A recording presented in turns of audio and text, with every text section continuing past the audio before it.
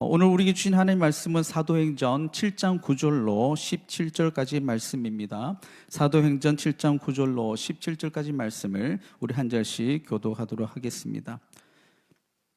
여러 조상이 요셉을 시기하여 애굽에 팔았더니 하나님이 그와 함께 계셔 그 모든 환난에서 건져내사 애굽 왕 바로 앞에서 은총과 지혜를 주심에 바로가 그를 애굽과 자기 온 집의 통치자로 세웠느니라.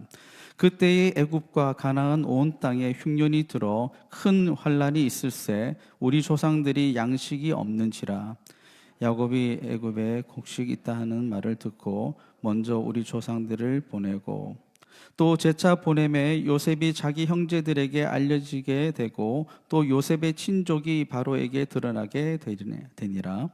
요셉이 사람을 보내어 그의 아버지 야곱과 온 친족 75사람을 청하였더니 야곱이 애굽으로 내려가 자기와 우리 조상들이 거기서 죽고 세겜으로 옮겨져 아브라함이 세겜 하모르의 자손에게서 은으로 값주고 산 장사하리니라. 함께 봉독합니다. 하나님이 아브라함에게 약속하신 때가 가까움에 이스라엘 백성이 애굽에서 번성하여 많아졌더니. 아멘.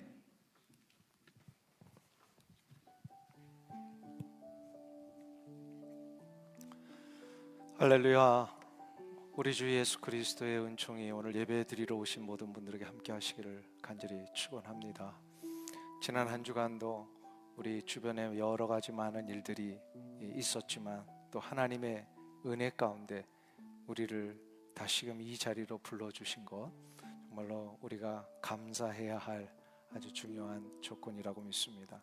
오늘 예배를 드릴 수 있는 여건과 환경을 허락하신 하나님 앞에 감사하면서 이 귀한 축복의 자리에 오신 서로를 향하여서 한번 축복의 인사, 성도의 교제 나누겠습니다. 서로를 향하여 한번 축복합니다. 잘 오셨습니다. 주님의 이름으로 환영합니다.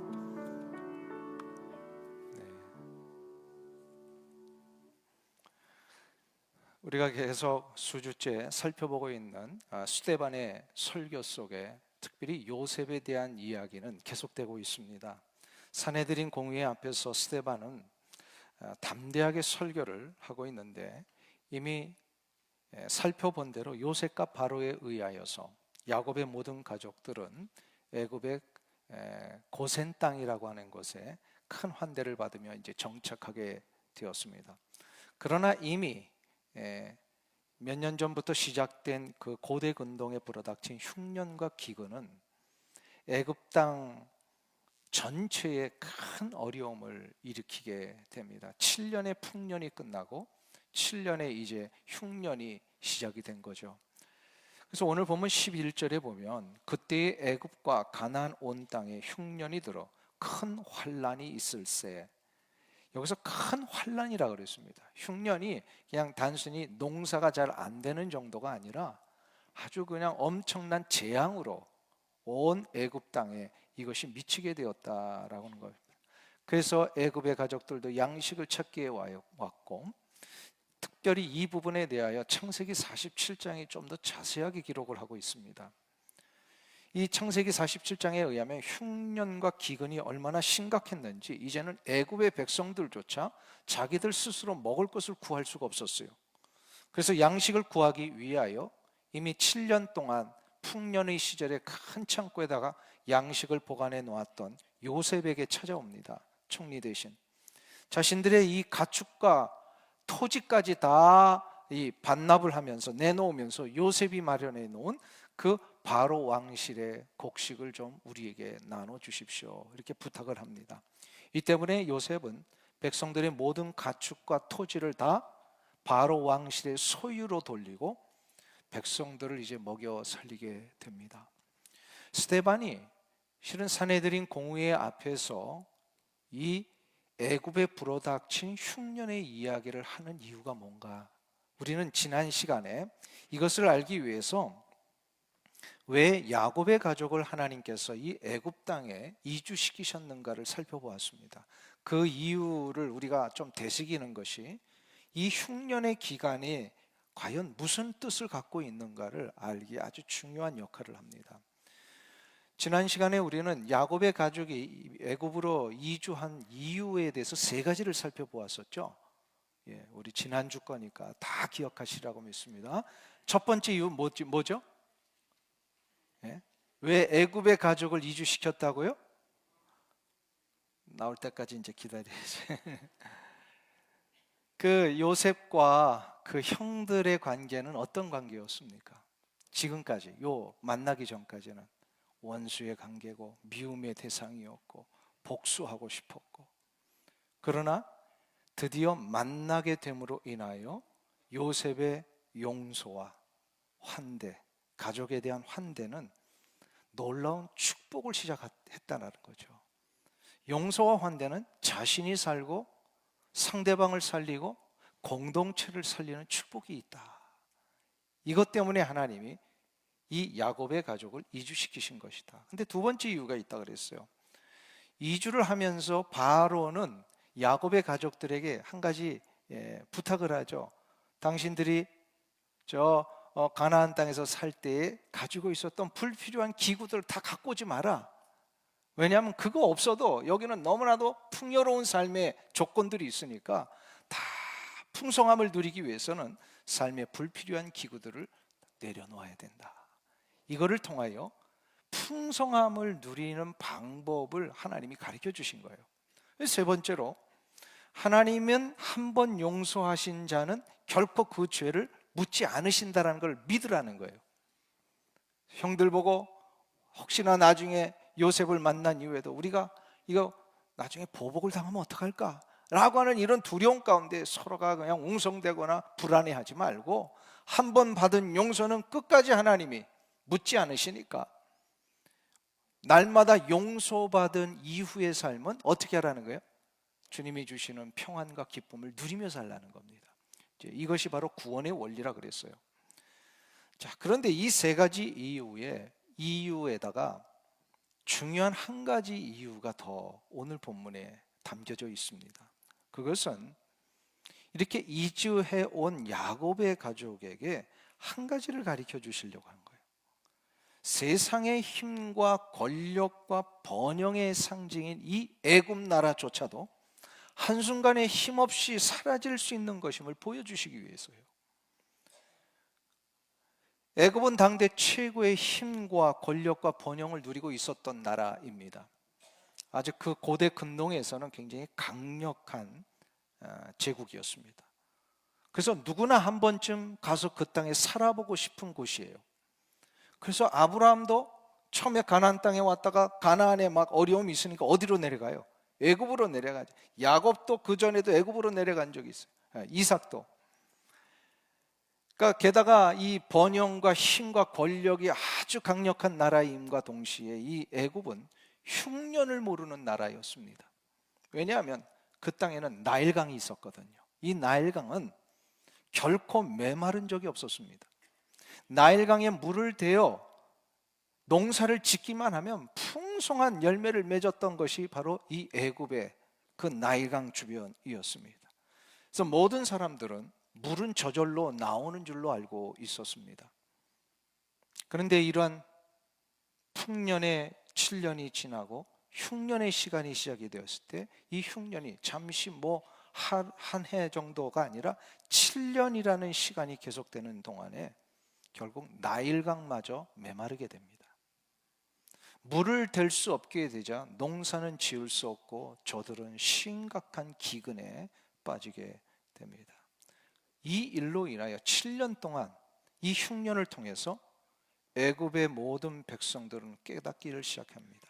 그토록 의지하고 확신했던 나일강도 힘없이 파괴될 수 있구나. 애굽 사람들에게 나일강은 신과 같은 존재였어요. 그래서 모세가 이제 출애굽할 때 10가지 재앙 중에 하나님이 나일강을 어떻게 바꿔버리시죠? 피로 바꾸시잖아요. 전능하신 하나님의 역사가 나일강은 비교도 되지 않는 강력한 유일한 하나님이시는 걸 보여주신 거죠. 이 나일강이요 힘없이 파괴돼 버립니다. 하나님은 이것을 애굽 사람들에게만 가르쳐 주신 것이 아니라 야곱의 가족들에게도 이걸 가르쳐 주신 거예요. 이거를 직접 눈으로 보게 하신 거예요. 그리고 한 가지를 결단케 하셨습니다. 너희들이 앞으로 살아가는 동안에 나일강을 의지할 것인가, 하나님을 의지할 것인가? 이거 결단케 하는 겁니다. 백성들을 책임지는 것이 과연 애굽의 바로인가, 아니면 하나님이신가? 세상의 소망이 보장된 것처럼 보이는 이 땅과 가축과 솟아나는 강물에 세상의 소망이 있는가, 아니면 우리의 인생의 유일한 주관자 되신 하나님에게 있는가? 이거 분명히 판단해 보라는 거예요. 그리고 결단하는 겁니다. 누구를 붙들고 살아야 되는가? 여러분들은 어떠십니까? 우리의 소망은 나일강입니까? 하나님이십니까? 하나님만이 우리의 유일한 소망이심을 분명히 믿으십니까? 야곱의 가족들에게 이걸 보게 하신 거예요. 왜냐하면 야곱의 가족들은 그냥 단순한 어떤 한 패밀리가 아니었어요. 야곱의 가족들은 장차 하나님이 이루시고자 하는 놀라운 구원의 역사를 보여줄 아주 중요한 모델과 같은 가족이었어요. 그래서 이 모델 국가로 이 야곱의 모든 후손들이 이제 자라가야 합니다. 그래서 하나님은 저들을 큰 민족으로 만드시기 위한 첫 출발로 아주 중요한 한 가지를 가르쳐 주신 겁니다. 역사 이래 그 어떤 나라도, 그 어떤 민족도 하나님의 섭리와 통치가 아니고서는 가능할 수 없다라는 거, 이거 하나 붙들고 저들을 민족으로 키워가 나가시는 거예요. 당대 최고의 나라로 여겼던 애굽, 그 애굽의 백성들이 영원할 것처럼 생각했던, 그래서 그걸 붙들었던 나일강마저도 이 메말라 버리는 이 현실을 보면서 인간이 기대할 수 있는 것은, 인간에게 주어진 모든 것은 기대할 수 없다라는 것을 깨달으라는 겁니다. 인정이 되세요, 여러분들? 인간에게 주어진 이 모든 것은 우리가 그냥 사용해야지 의지할 대상이 아닙니다. 흉년과 기근에서 저들이 살 수 있었던 것은 바로 하나님이 요셉에게 지혜를 주셔서 요셉으로 준비케 하셨기 때문에 저들이 양식을 구할 수 있었던 것입니다. 그리고 야곱의 가족들은 고센 땅에서 먹고 또 하나님이 공급해 주시는 기이한 능력을 힘입어 저들이 7년의 흉년을 견뎌낼 수 있었습니다. 이것이 실은 스데반 설교의 아주 중요한 핵심입니다. 우리의 소망은 하나님뿐이시다라는 것. 아무리 화려하고 강력해 보여도 하나님이 허락하지 않으시면 모든 것이 한순간에 무너집니다. 우리 교인들 가운데도 이번에 엄청난 저 LA 지역의 화재로 인하여서 슬픔을 당한 가족들도 계십니다. 근데 그 어느 누구가 그 아름답게 지어진 그 집들이 그렇게 한순간에 무너질 줄 누가 알았겠습니까? 세계 최고의 나라 애굽일지라도요, 하나님께서 요셉을 통하여 흉년을 대비케 하지 않으셨다면 그 나라는 무너질 수밖에 없었습니다. 그러나 아무리 나일강이 메마르고 전 국토가 황폐해져서 어떤 것도 기대할 만한 것이 없다 할지라도 하나님께 소망을 두는 자는 기근과 흉년에서도 일으켜 주시고 보호해 주십니다. 아무리 화려해도 하나님이 허락하지 아니하시면 다 무너지지만, 아무리 황폐한 현장에 있을지라도 하나님이 그 역사의 능력으로 붙드시기만 하면 다시금 일어날 수 있습니다. 하나님은 보호하십니다. 스데반 집사의 설교를 듣고 있던 이 산헤드린 공의의 지도자들과 유대의 백성들은 지금 심각한 흉년에 처하고 있었습니다. 먹을 것과 마실 것에 대한 흉년이 아닙니다. 저들은 인생의 흉년을 겪고 있었고요, 영적인 흉년에 빠져 있었습니다. 나라와 정치와 민생의 흉년에 신음하고 있었습니다. 이미 우리가 이스라엘의 역사를 잘 아시듯이 이스라엘의 모든 백성들은 바벨론 포로 생활 70년이 끝나고 나서 저들은 저들의 가나안 땅, 약속의 땅으로 돌아왔습니다. 그러나 돌아온 이후에도 계속해서 그 땅은 주변의 강대국들에 의하여 침탈을 당하고 있었습니다. 바벨론 제국을 무너뜨린 페르시아 제국이요, 여전히 이 이스라엘 땅을 200년간 식민지로 통치를 했습니다. 이 이후에 알렉산더 대왕에 의한 헬라 제국이 일어나서 천하를 통일하고 역시 그 가나안 땅, 이스라엘 땅을요 150년간 통치를 합니다. 이때 수많은 고난을 당합니다. 성전이 막 모욕을 당하고 유대인들의 이 신앙이 막 찢겨질 정도로 너무나도 힘든 고통의 시간을 갖게 됩니다. 이 이후에 약 100년 동안은 이스라엘의 하스몬 왕조에 의해서 자치 왕국이 다시금 들어서지만 그 100년이 지난 이후에 기원전 1세기부터는 로마 제국이 천하를 통일하면서 이 팔레스타인 지역과 이스라엘 땅을 또다시 식민지화 시킵니다. 그래서 지금 이 스데반이 설교하고 있는 이 시점이 로마 제국의 식민지하에 있었던 시점이에요. 문제는 이 기간 동안에 바벨론 포로 이후에 이스라엘 백성들이 돌아와서 지금까지 약 450년 기간 동안에, 그러니까 이 스데반의 설교까지 온 이스라엘 백성들의 이 나라의 정치와 민생의 흉년이 아주 심각했습니다. 이뿐 아니라 온 이스라엘에 있던 백성들이 영적인 흉년에 들어가 버렸어요. 영적인 흉년, 민생의 흉년뿐만 아니라 영적인 흉년이 지금 심각해졌어요. 말라기 선지자 이후에 예수님이 오시기 전까지 약 400년의 기간이 있었는데요, 이 400년 동안 하나님의 음성을 듣는 사람이 하나도 없었습니다. 한번 생각해 보세요. 여러분들 일주일 지나서 한 주 빼먹고 주일 안 오면은 영적으로 감각이 어떻게 되십니까? 뭐 빼먹으신 분이 없으시니까 괜찮은데 한 달을 예배를 안 드려 보세요. 설교를 한 번 안 듣고 말씀을 한 달 이상 안 보세요. 영적으로 메말라 버립니다. 근데 그게 한 달, 두 달 정도가 아니고요, 400년 동안 하나님의 말씀을 선포하는 사람도 없고 하나님의 말씀을 듣고자 하는 사람도 없었어요. 아주 영적으로 좀 암흑기였습니다. 이스라엘 역사에 있어서. 실은 이것은 영적인 흉년이었습니다. 이런 중에 그 400년이 끝날 쯤에 세례 요한이 나타난 거예요. 세례 요한이 나타나서 하나님의 거룩하신 진리의 말씀을 선포하면서 저들의 영적인 흉년을 한 번에 끝낼 수 있는 방법을 제시해 줍니다. 바로 우리의 인생의 흉년을 해결하실 수 있는 메시아가 오실 것이다. 마지막으로 이거를 선언을 합니다.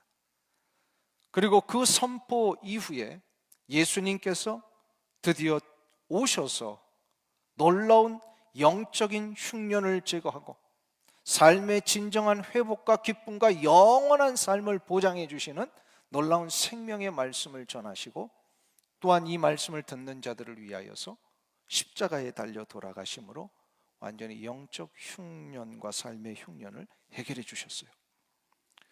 그런데 어리석게도 그 땅에 있는 유대 백성들, 이스라엘 백성들은 자신들의 흉년을 해결할 수 있는 방법이 이미 주어져 있음에도 불구하고 그 길을 거부해 버립니다. 자꾸 저들의 관심은요, 영적인 흉년을 해결하는 게 있지 않아요.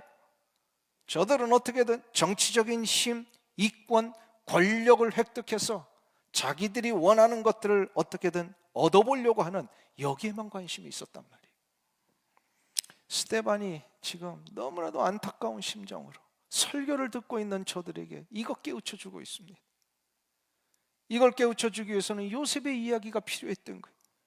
저들의 역사 속에 가장 훌륭했던 조상 요셉, 그 요셉이 어떻게 고대 근동에서 삶의 흉년을 해결할 수 있었는가, 이 원리를 가르쳐 준 거죠. 야곱의 가족이 그 힘든 흉년에도 살 수 있었던 것은 하나님께 소망을 두었기 때문입니다. 답은 아주 간단합니다. 인생의 흉년, 삶의 흉년, 영적인 흉년을 해결하는 길은 오직 하나님에게만 소망을 두는 거예요. 근데 이 아주 간단한 이 해답을 사람들은 들어도 붙들지를 않습니다. 하나님께서 400년 동안 인생의 흉년에 신음하는 종교 지도자들과 유대의 백성들에게 살 수 있는 길을 열어주시기 위하여 하나님이 친히 이 땅에 성육신하신 분이 누구시죠? 예수 그리스도이십니다. 예수 그리스도에게 소망을 두라는 겁니다. 이게 사는 길이에요. 미국이 사는 길은 예수 그리스도에게 소망을 두는 겁니다. 대한민국이 저렇게 혼돈스러운데 대한민국이 사는 길은 예수 그리스도에게 소망을 두는 거예요. 어떤 분이 어저께 저에게 영상을 하나 보내주셨는데 어떤 영상이냐면 4년 전에 대통령 취임할 때 했던 그 취임식의 짤막한 이런 영상과 트럼프 대통령이 취임할 때의 그 취임식에 이루어졌던 짤막한 영상을 이렇게 비교하는 영상을 누가 편집을 했더라고요. 그걸 보내줬어요.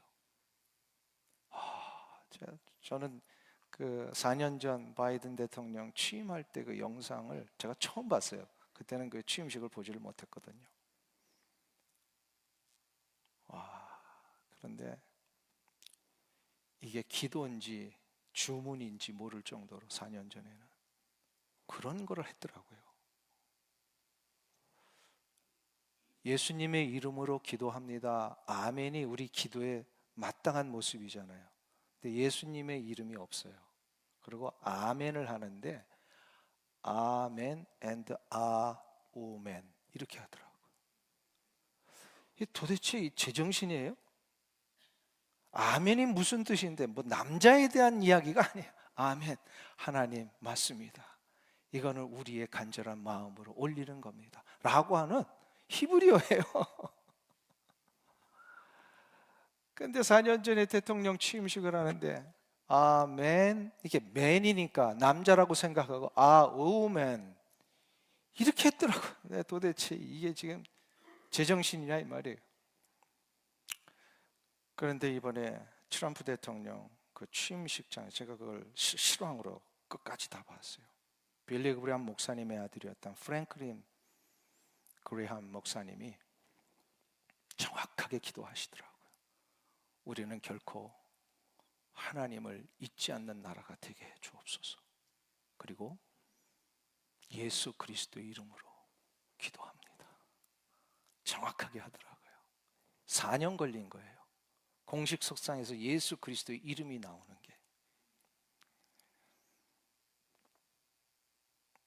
예수님의 이름을 내가 나의 입으로 사람들 앞에서 이야기할 수 있는 것이요, 예수 그리스도에게 소망을 두는 첫 출발입니다. 첫 출발이에요. 그렇기 때문에 우리는 하나님께 소망을 둔다라고 하는 것이 무엇인지를 다시 한번 잘 정리를 해야 합니다. 그것은 하나님의 눈으로 나를 보고 세상을 보고 인생을 볼 수 있어야만 하나님께 소망을 두는 것이 됩니다. Amazing Grace의 그 작사자인 존 뉴턴을 아시죠? 305장 나 같은 죄인 살리신 그거 작사하신 분이에요. 이분이 여러 찬송의 시를 쓰셨는데 잘 알려지지 않았지만 제가 개인적으로 좋아하는 존 뉴턴의 찬송 시가 하나 있습니다. 잠깐 읽어드릴 테니까 한번 들어보세요. 내가 예수님을 더 이상 볼 수 없을 때 그 시간들은 얼마나 지루하고 몸이 건조한가. 달콤한 기대들, 아름다운 새소리, 예쁜 꽃들, 이 모든 것들도 내게는 더 이상 달콤하지 않네. 한여름의 태양은 빛나건만 내게는 어둡고 들판은 즐거운 듯 보이려 하지만 내겐 헛되네. 그러나 내가 그분 안에서 행복할 때면 12월도 5월처럼 유쾌하네. 여기서 12월도 5월처럼 유쾌하다는 게 무슨 뜻일까요? 우리에게 지금 무슨 계절인가 하는 것은 중요하지 않다는 겁니다. 지금 우리가 어디에 사는가 하는 것도 중요하지 않다는 뜻입니다. 중요한 것은 우리의 마음의 눈이 이 상황들을 어떻게 보느냐에 달려 있다라는 겁니다.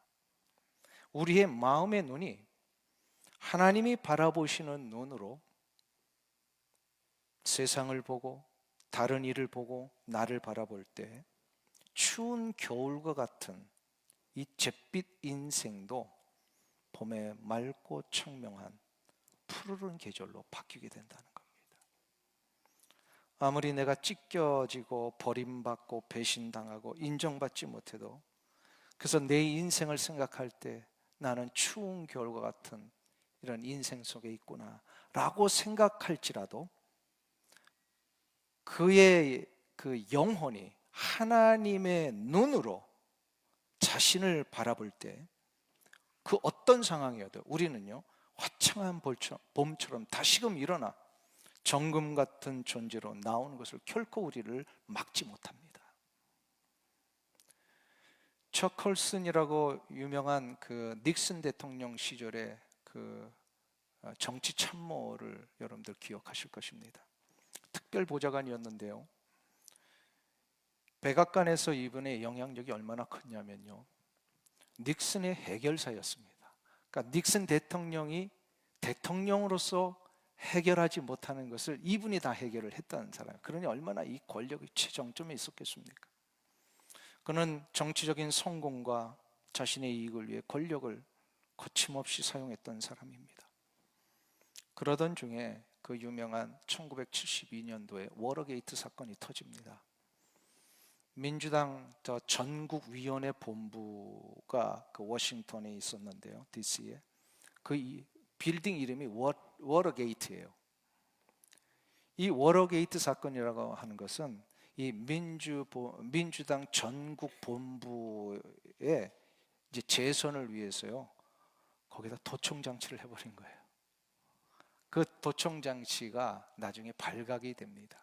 그 일의 최종 책임자가 물론 닉슨이지만 그 일을 주도했던 사람이 바로 척 컬슨이었어요. 이것이 이제 모든 책임이 척 컬슨으로 좁혀오자 그 과정 속에 2년 동안 이걸 막 이제 조사하고 하는 과정 속에 심각한 두려움과 공포에 쌓입니다. 척 컬슨이. 그리고 나중에 2년 후에 이 사람이 이제 감옥에 들어가잖아요. 이 과정이 너무나도 힘들었던 거예요. 그래서 나중에 이분이 이제 본 어게인을 합니다. 나중에 그 자서전 이름이 그래서 본 어게인이에요. 이 본 어게인이란 자기의 자서전에서 워터게이트 사건 때문에 조여오는 그 엄청난 정치적인 중압감, 그 자신의 인생에 불어닥친 그때를 자신의 인생의 흉년의 시간이었다, 이렇게 고백을 합니다. 하루는 차를 타고 가는 중에 친구가 전해준 책 한 권이 있었답니다. 그래서 그 책 한 권을 이렇게 열어보니까 C.S. 루이스의 순전한 기독교였어요. 그거를 이분이 차 안에서 읽기를 시작을 해요.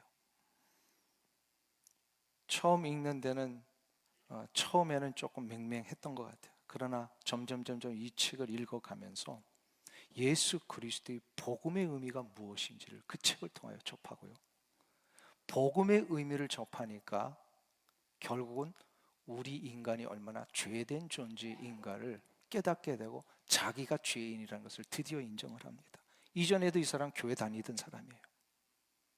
근데 이 책을 통하여 처음으로 자기의 죄성을 알고 그리고 예수 그리스도의 복음을 만나서 그가 드디어 본 어게인 합니다. 중생의 체험을 해요. 자신의 마음이 무너지기를 시작을 하고 차 안에서 눈물을 흘리면서 자신의 죄를 고백하고 예수 그리스도에게 구원의 역사를 간구합니다. 그리고 이 순간을 그는 나중에 그 자서전에서 얘기를 해요. 이렇게 고백을 해요. 나는 그날 차 안에서 내 교만과 죄를 보았습니다. 예수님만이 나를 살리신 유일한 희망이라는 것을 깨달았습니다.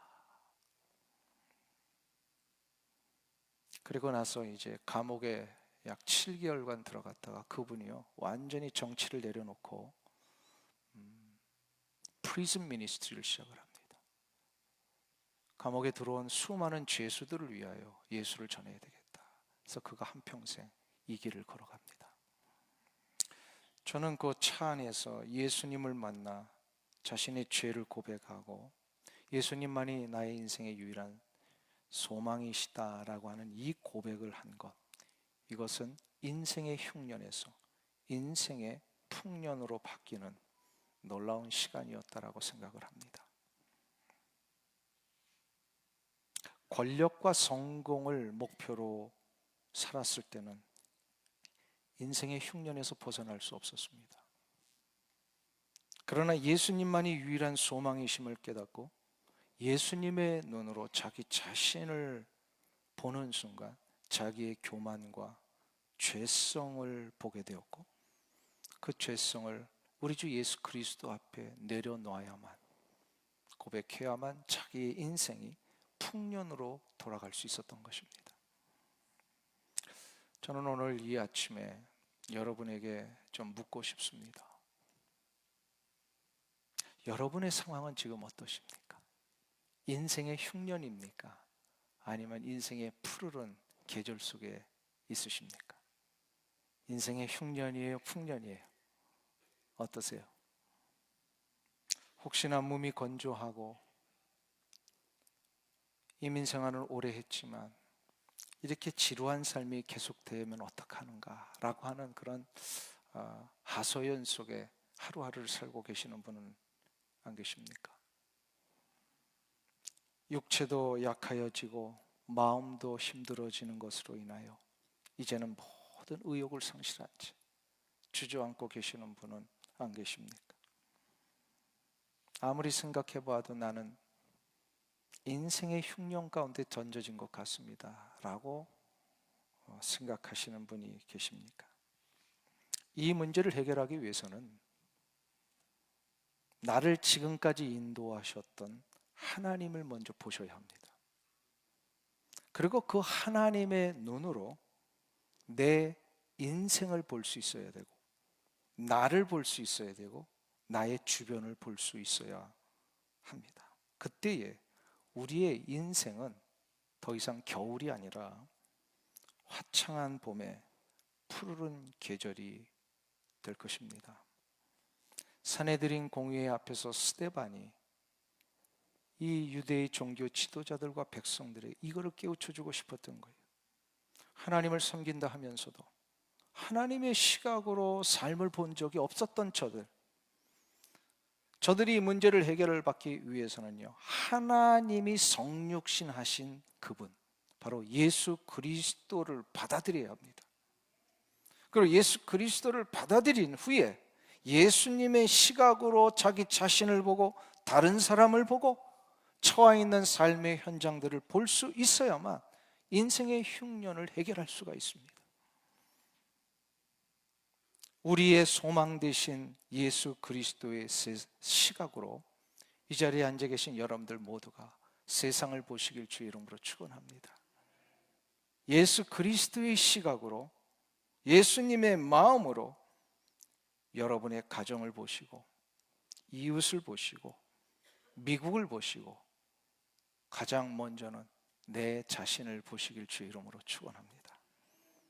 그때 여러분의 인생과 가정과 이웃과 이 땅이 푸르른 생명의 계절로 시작될 것입니다. 이 은혜가 있기를 주의 이름으로 축원합니다. 기도하겠습니다. 자비하신 하나님, 우리는 너무나도 연약해서 내가 보고자 하는 것만을 볼 때가 있습니다. 그러나 내가 보고자 하는 것을 보는 인생이 아니라 주님이 나에게 보게 하시는 대로 나를 보고 가정을 보고 우리의 삶을 볼 수 있도록 인도하여 주옵소서. 그것만이 나를 인생의 겨울에서 화창한 푸르름의 계절로 바꾸게 하는 능력인 줄로 믿습니다. 우리의 유일한 소망 되신 예수 그리스도의 시각으로 세상을 보게 해주시고, 예수님의 마음으로 우리의 가정을 보고 이웃을 보고 이 미국을 보므로 새롭게 회복해 주실 놀라운 소망의 역사들이 우리의 삶 가운데 시작되게 하여 주시옵소서. 예수님의 이름으로 기도하옵나이다. 아멘.